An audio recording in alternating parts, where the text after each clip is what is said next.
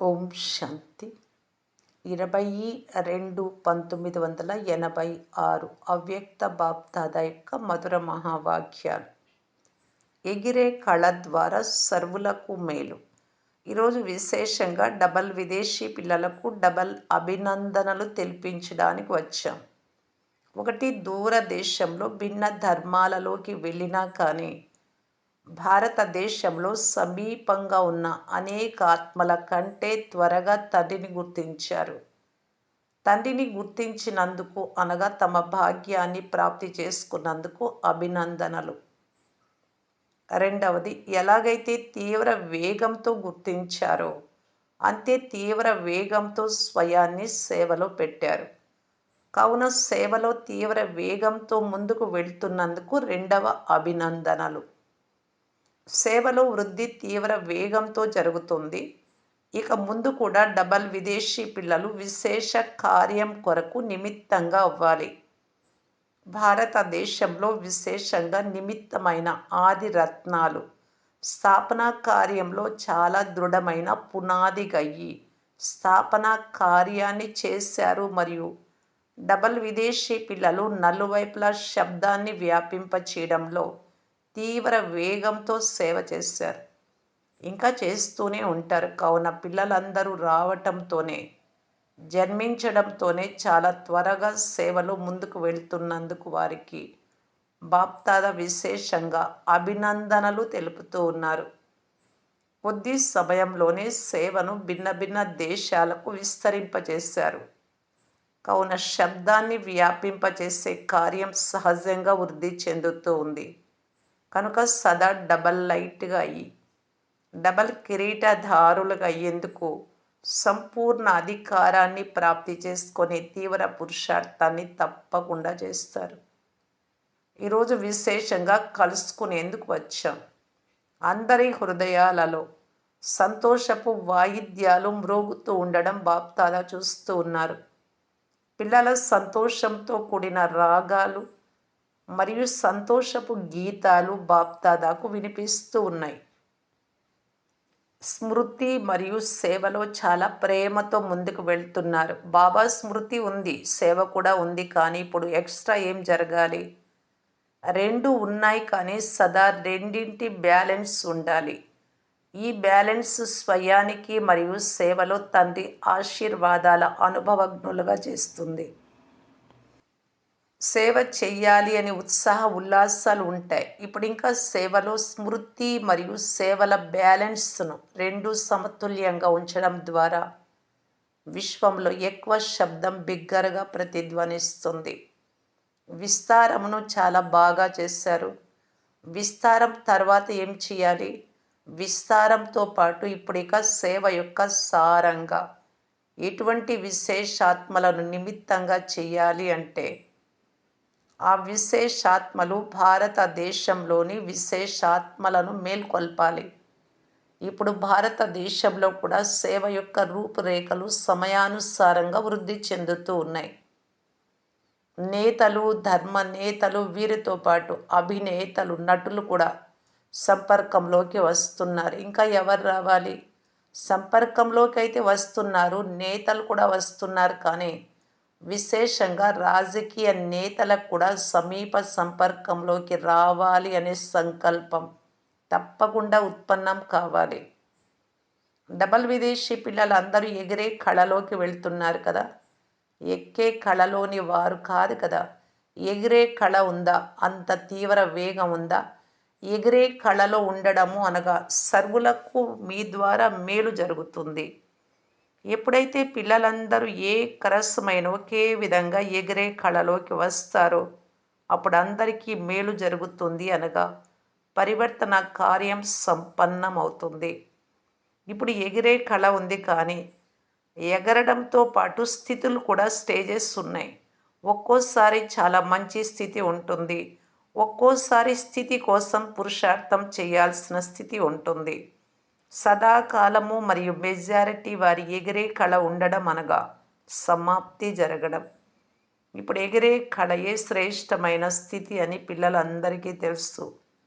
ఎగిరే కళయే కర్మాతీత స్థితిని ప్రాప్తి చేసుకునే స్థితి. ఎగిరే కళయే దేహంలో ఉంటూ దేహం నుండి భిన్నంగా మరియు సదా తండ్రికి మరియు సేవలో ప్రియంగా ఉండే స్థితి. ఎగిరే కళయే విధాత మరియు వరదాత స్టేజ్ యొక్క స్థితి. ఎగిరే కళయే నడుస్తూ తిరుగుతూ ఫరిస్తా మరియు దేవత రెండు రూపాలను సాక్షాత్కారం చేయించే స్థితి. ఎగిరే కళ సర్వాత్మలను బికారితనం నుండి విడిపించి తండ్రి వారసత్వానికి అధికారిగా చేస్తుంది. మా ఆత్మలందరిష్ట దేవులు మరియు దేవీలు మరియు నిమిత్తంగా అయిన అనేక దేవీ దేవతలు ఎవరైతే ఉన్నారో వారందరూ ఈ భూమి పైన అవతరించేశారు అని ఆత్మలందరూ అనుభవం చేసుకుంటారు. సత్యుగంలో అయితే అందరూ సద్గతిలో ఉంటారు, కానీ ఈ సమయంలో ఏ ఆత్మలైతే ఉన్నారో వారు అందరి సద్గతి దాతలుగా ఉంటారు. ఏదైనా డ్రామా సమాప్తం అవుతున్నప్పుడు చివరిలో పాత్రధారులందరూ స్టేజ్ పైకి వస్తారు కదా, అలా ఇప్పుడు ఈ కల్పం యొక్క డ్రామా సమాప్తమయ్యే సమయం వస్తుంది. విశ్వంలోని ఆత్మలందరికీ స్వప్నంలో కావచ్చు, లేక ఒక్క సెకండు దర్శనం ద్వారా కావచ్చు, లేక నలువైపుల నుండి వెలువడే శబ్దం ద్వారా కావచ్చు, ఈ డ్రామాలోని హీరో పాత్రధారులు స్టేజ్పై ప్రత్యక్షమయ్యారు అని, ధరిత్రిని ఉద్ధరించే నక్షత్రాలు భూమిపై ప్రత్యక్షమయ్యారు అని తప్పకుండా సాక్షాత్కారం అవుతుంది. అందరూ తమ తమ ఇష్ట దేవతలను ప్రాప్తి చేసుకొని చాలా సంతోషిస్తారు. ఆధారం లభిస్తుంది. డబల్ విదేశీయులు కూడా ఇష్ట దేవీ దేవతలలో ఉన్నారు కదా, లేక గోల్డెన్ జూబ్లీకి చెందిన వారా? మీరు కూడా అందులో ఉన్నారా లేక చూసేవారా? ఇప్పుడు గోల్డెన్ జూబ్లీ దృశ్యాన్ని చూశారు కదా, ఇప్పుడు ఈ రమణీకమైన పాత్రను అభినయించారు, కానీ ఫైనల్ దృశ్యం జరిగినప్పుడు అందులో మీరు సాక్షాత్కారం చేయించే వారిగా ఉంటారా లేక చూసే వారిగా ఉంటారా? ఎలా ఉంటారు? మీరు హీరో పాత్రధారులు కదా, ఆ దృశ్యం ఎలా ఉంటుంది ఇప్పుడు ఇమర్జ్ చేసుకోండి. ఈ అంతిమ దృశ్యం కొరకు త్రికాల దర్శులుగా అయ్యి ఆ దృశ్యం ఎంత సుందరంగా ఉంటుందో అందులో మీరెంత సుందరంగా ఉంటారు ఇప్పటి నుండే చూడండి. అలంకరింపబడిన దివ్య గుణమూర్తులైన ఫరిస్తా సో దేవతలుగా ఉంటారు. అందుకు ఇప్పటి నుండే స్వయం సదా ఫరిస్తా స్థితిని అభ్యాసం చేస్తూ ముందుకు వెళ్తూ ఉండండి. 4 విశేషమైన సబ్జెక్టులు ఉన్నాయి కదా, జ్ఞానమూర్తి, నిరంతర స్మృతిమూర్తి, సర్వ దివ్య గుణమూర్తి, ఒక్క దివ్య గుణం లోపించిన 16 కళా సంపూర్ణులు అని అనరు. 16 కళలు సర్వము మరియు సంపూర్ణం, ఈ మూడింటికి మహిమ ఉంది. సర్వగుణ సంపన్నము, సంపూర్ణ నిర్వికారి మరియు 16 కళా సంపన్నమని అంటారు. 3 విశేషతలు ఉండాలి.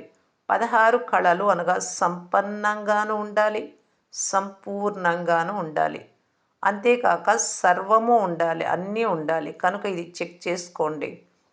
ఈ సంవత్సరం బహుకాలపు లెక్కలో జమ అవుతుంది అని, తర్వాత ఈ లెక్క సమాప్తమైపోతుంది అని వినిపించాం కదా. తర్వాత చాలా కాలపు లెక్క సమాప్తమైపోతుంది, కొంత సమయపు లెక్క అని అనబడుతుంది. చాలా కాలపు లెక్కలోకి రాదు. కనుక ఇప్పుడు చాలా కాలపు పురుషార్థుల లైనులోకి వచ్చేయండి. చాలా కాలం నుండి ప్రయత్నం చేసే వారి లైన్లోకి. అప్పుడే బహుకాలపు రాజ్య భాగ్యాన్ని ప్రాప్తి చేసుకునేందుకు అధికారులుగా అవుతారు. 2 లేక 4 జన్మలు తక్కువైనా చాలా కాలంలో లెక్కించబడరు. మొదటి జన్మ ఉండాలి మరియు ప్రకృతికి చెందిన మొట్టమొదటి శ్రేష్టమైన సుఖం ఉండాలి. 1 1 1గా ఉండాలి. అన్నింటిలో 1గా ఉండాలి. 1 1 1. అందుకు ఏం చేయాల్సి ఉంటుంది? సేవ కూడా 4వ సబ్జెక్ట్ నెంబర్ 1గా ఉండాలి. స్థితి కూడా నెంబర్ 1గా ఉండాలి. అప్పుడే సదా 1 1 1లోకి వస్తారు కదా. కనుక సత్యుగం ఆదిలో వచ్చే నంబర్ 1 ఆత్మతో పాటు పాత్రను అభినయించేవారు శ్రీకృష్ణుడితో పాటు, మరియు నంబర్ 1 జన్మలో పాత్రను అభినయించేవారు. కనుక సంవత్సరం కూడా మీరే ప్రారంభం చేస్తారు. మొట్టమొదటి జన్మ తీసుకునేవారే మొదటి తారీఖు, మొదటి నెల, మొదటి సంవత్సరాన్ని ప్రారంభిస్తారు. కనుక డబల్ విదేశీయులు నంబర్ వన్లో వస్తారు కదా. అచ్చా, ఫరిస్తా డ్రెస్సును ధరించిన వస్తుంది కదా. ఇది మెరిసే డ్రెస్. ఈ స్మృతిలో ఉండడం మరియు స్వరూపంగా అవ్వడం అనక ఫరిస్తా డ్రెస్సును ధరించడం. మెరిసే వస్తువు దూరం నుండి ఆకర్షిస్తుంది కనుక ఈ ఫరిస్తా డ్రెస్సు అనగా ఫరిస్తా స్వరూపం దూరాలలో ఉన్న ఆత్మలను ఆకర్షిస్తుంది. అచ్చా, ఈరోజు యూకే వారి టర్న్. యూకే వారి విశేషత ఏమిటి? సత్యుగంలో కూడా లండన్ను రాజధానిగా చేస్తారా, లేక కేవలం విహరించే స్థానంగా చేస్తారా? ఉండేది యునైటెడ్ కింగ్డమ్ కదా. అక్కడ కూడా కింగ్డమ్ రాజ్యమును తయారు చేస్తారా, లేక కేవలము రాజులు వెళ్ళి విహరిస్తారా? అయినా కింగ్డమ్ అని అంటారు. ఇప్పుడు సేవకు కింగ్డమ్గానే ఉంది. మొత్తం విదేశాల సేవకు నిమిత్త రాజధానిగా లండన్ ఉంది. కింగ్డమ్ అనే పేరు సరిగ్గా ఉంది కదా. అందరినీ యునైట్ చేసే కలిపే కింగ్డమ్. ఆత్మలందరినీ తండ్రితో మిలనం చేయించే రాజధాని యూకే.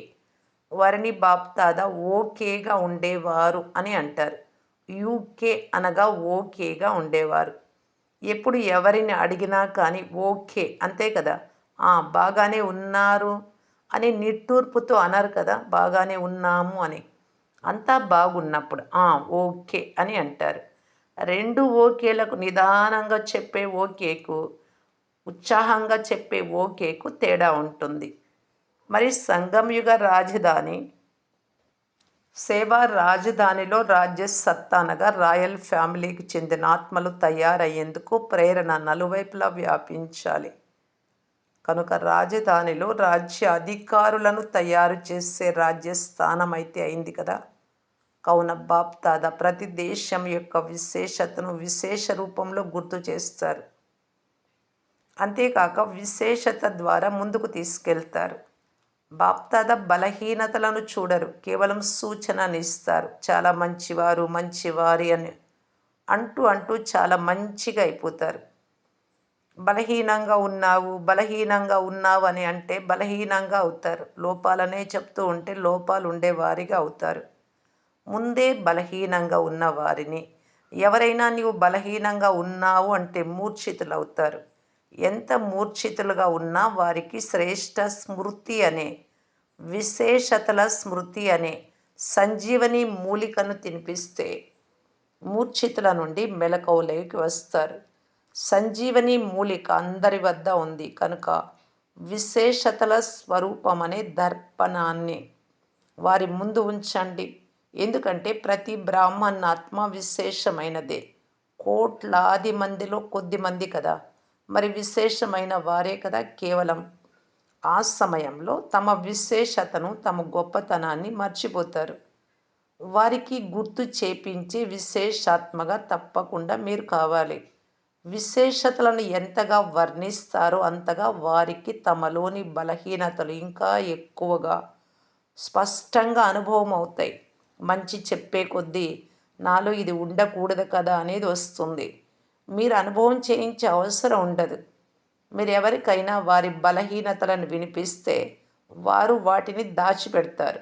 నేను అటువంటి వాడిని కాను అని తోసిపుచ్చుతారు. మీరు వారి విశేషతలను గొప్పతనాన్ని వినిపించండి.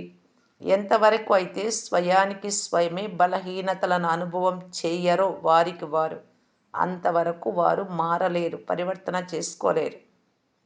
మీరు 50 సంవత్సరాలు శ్రమించినా వారు పరివర్తన కాలేరు. కావున ఈ సంజీవని మూలికతో మూర్ఛితులైన వారిని కూడా మేల్కొల్పి ఎగురుతూ ఉండండి, ఎగిరిస్తూ ఉండండి. యూకే వారిది చేస్తారు కదా. అచ్చా, లండన్ నుండి వేరు వేరు స్థానాలకు ఎంతమంది వెళ్ళారు? భారతదేశం నుండి అయితే వెళ్ళారు. లండన్ నుండి ఎంతమంది వెళ్ళారు? ఆస్ట్రేలియా నుండి ఎంతమంది సేవార్థం వెళ్ళారు? ఆస్ట్రేలియా వారు కూడా వృద్ధి చేశారు. ఇంకా ఎక్కడెక్కడికి వెళ్ళారు? జ్ఞాన గంగలు ఎంత దూరాలకు ప్రవహిస్తే అంత మంచిది. యూకే, ఆస్ట్రేలియా, అమెరికా, యూరప్లో ఎన్ని సెంటర్లు ఉన్నాయి? అందరూ తమ తమ సంఖ్యను బాప్దాదాకు తెలిపించారు. అంటే వృద్ధిని ప్రాప్తి చేస్తున్నారు. ఇంకా ఏదైనా విశేష స్థానం మిగిలి ఉందా అంటే చాలా ఉన్నాయి బాబా అన్నారు. అచ్చా! వాటి కొరకు కూడా ప్లాన్ చేస్తూ ఉన్నారు కదా! చాలా సహజంగా సెంటర్లు తెరవచ్చు అని లిఫ్ట్ విదేశాలకు ఉంది. లౌకిక సేవ జాబ్ కూడా చేయగలరు మరియు అలౌకిక సేవకు కూడా నిమిత్తంగా కాగలరు. భారతదేశంలో ఆహ్వానంపై సెంటర్ను స్థాపించి విశేషత ఉంది కానీ విదేశాలలో స్వయానికి స్వయమే ఆహ్వానం ఇచ్చుకుంటారు. ఆహ్వానించేవారు వారే, చేరుకునే వారు కూడా వారే. ఇది కూడా సేవలో సహజంగా వృద్ధి చెందేందుకు ఒక లిఫ్ట్ వారికి లభించింది. ఎక్కడికి వెళ్ళినా కానీ ఇద్దరు ముగ్గురు కలిసి అక్కడ స్థాపనకు నిమిత్తులుగా అవ్వగలరు మరియు అవుతూ ఉంటారు. గిఫ్ట్ అనండి లేక లిఫ్ట్ అనండి ఇది డ్రామా అనుసారంగా లభించింది. ఎందుకంటే కొద్ది సమయంలోనే సేవను సమాప్తం చేయాలి కనుక వేగం తీవ్రంగా ఉండాలి. అప్పుడే సమయానికి సమాప్తం అవుతుంది. భారతదేశంలోని విధికి విదేశాలలోని విధికి తేడా ఉంది. కావున విదేశాలలో వృద్ధి త్వరగా జరుగుతూ ఉంది మరియు జరుగుతూ ఉంటుంది. ఒకే రోజులో చాలా సెంటర్లు తెరవగలరు. నలువైపులా విదేశాలలో నిమిత్తంగా ఉండే విదేశీయులకు సేవ చేసేందుకు సహజ అవకాశం ఉంది. భారతీయులను చూడండి, వీసా కూడా కష్టంగా లభిస్తుంది కనుక అక్కడ ఉండేవారే అక్కడి సేవకు నిమిత్తంగా అయ్యే ఛాన్స్ ఉంది. కావున సేవకు అవకాశం ఉంది. ఎలాగైతే లాస్ట్ నుండి ఫాస్ట్గా వెళ్ళేందుకు ఛాన్స్ ఉందో అలా సేవ ఛాన్స్ కూడా ఫాస్ట్గా లభించింది కనుక నేను ఆలస్యంగా వచ్చాను అనే ఫిర్యాదు ఇక ఉండదు. ఆలస్యంగా వచ్చిన వారికి ఫాస్ట్గా వెళ్ళే అవకాశం కూడా విశేషంగా బాప్దాదా ఇచ్చారు. కావున ప్రతి ఒక్కరూ సేవాధారియే. అందరూ సేవాధారులేనా లేక సెంటర్లో ఉండేవారే సేవాదారులా? ఎక్కడ ఉన్నా సేవ లేకపోతే ప్రశాంతత ఉండదు. సేవయే సుఖమైన నిద్ర. సుఖంగా నిద్రించుటయే జీవితమని అంటారు. సేవయే సుఖమైన నిద్ర అనండి, సుఖంగా పడుకోవడం అనండి. సేవ లేకుంటే ప్రశాంతమైన నిద్ర ఉండదు. సేవ అంటే కేవలం వాచా సేవయే కాదు, ప్రతి సెకండు సేవని వినిపించాం కదా. ప్రతి సంకల్పంలో సేవ ఉంది. ఎవ్వరూ కూడా ఇలా అనలేరు. భారతీ భారతవాసీలు కావచ్చు, విదేశీలలో ఉండేవారు కావచ్చు, సేవకు అవకాశం లేదు అని బ్రాహ్మణులు ఎవ్వరూ అనలేరు. అనారోగ్యంతో ఉన్నా కూడా మనసా సేవను, వాయుమండలాన్ని తయారు చేసే సేవను, వైబ్రేషన్లను వ్యాపింపే చేసే సేవను, వీటినైతే చేయగలరు కదా. ఏ విధమైన సేవ అయినా చేయండి కానీ సేవలోనే ఉండాలి. సేవయే జీవితం. బ్రాహ్మణులంటేనే సేవాదారులు అని అర్థం. అచ్చ! సదా ఎగిరే కళ ద్వారా సర్వులకు మేలు అనే స్థితిలో ఉండేవారు. సదా స్వయాన్ని ఫరిస్తాగా అనుభవం చేసుకునేవారు. సదా విశ్వం ముందు ఇష్ట దేవతల రూపంలో ప్రత్యక్షమయ్యేవారు. దేవాత్మలు సదా స్వయాన్ని విశేషాత్మగా భావించి ఇతరులకు కూడా విశేషతలను అనుభవం చేయించేవారు. విశేషాత్మలకు బాప్దాదాల ప్రియ స్మృతులు మరియు నమస్తే పార్టీలతో సదా స్వయాన్ని కర్మయోగులుగా అనుభవం చేసుకుంటూ ఉన్నారా? కర్మయోగి జీవితం అనగా ప్రతి పని చేస్తూ స్మృతి యాత్రలో ఉండటం. ఈ శ్రేష్టమైన కార్యాన్ని శ్రేష్టమైన తండ్రి పిల్లలు మాత్రమే చేస్తారు మరియు సదా సఫలతను పొందుతారు. మీరందరూ కర్మయోగి ఆత్మలే కదా. కర్మలతో ఉంటూ అతీతంగా ప్రియంగా ఉంటూ సదా ఇదే అభ్యాసంతో స్వయాన్ని ముందుకు తీసుకెళ్ళాలి. స్వయంతో పాటు విశ్వం యొక్క బాధ్యత అందరిపై ఉంది కానీ ఇవన్నీ స్థూల సాధనాలు. కర్మయోగి జీవితం ద్వారా ముందుకు వెళ్తూ ఉండండి మరియు అందరినీ ముందుకు తీసుకెళ్తూ ఉండండి. ఈ జీవితమే అతి ప్రియమైన జీవితం. సేవ కూడా ఉండాలి, సంతోషం కూడా ఉండాలి. రెండూ కలిసి ఉంటే బాగుంటుంది కదా. ఇది అందరి గోల్డెన్ జూబ్లీ. గోల్డెన్ అనగా సతో ప్రధాన స్థితిలో స్థితి అయి ఉండేవారు కనుక సదా స్వయాన్ని శ్రేష్టమైన స్థితి ద్వారా ముందుకు తీసుకువెళ్తూ ఉండండి. అందరూ సేవ బాగా చేశారు. సేవ చేసే అవకాశం కూడా ఇప్పుడు మాత్రమే లభిస్తుంది. తర్వాత ఈ అవకాశం కూడా సమాప్తమైపోతుంది కనుక సదా సేవలో ముందుకు వెళ్తూ ఉండండి. అచ్చా! ఓం శాంతి.